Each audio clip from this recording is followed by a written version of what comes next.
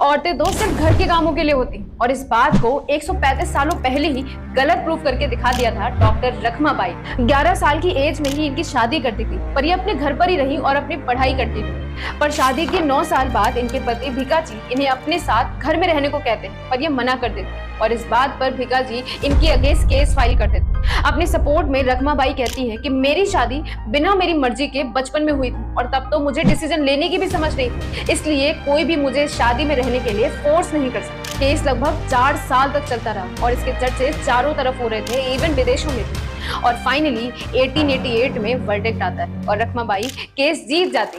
और फिर अगले ही साल वो London school of medicine for women में MBBS की पढ़ाई करने गए और 1894 में फाइनली वो दिन आया जब वो भारत की पहली प्रैक्टिसिंग लेडी डॉक्टर। और इन्हीं की वजह से 1891 में age of consent act pass किया गया, जिसमें नाबालिग लड़कियों की शादी को इलीगल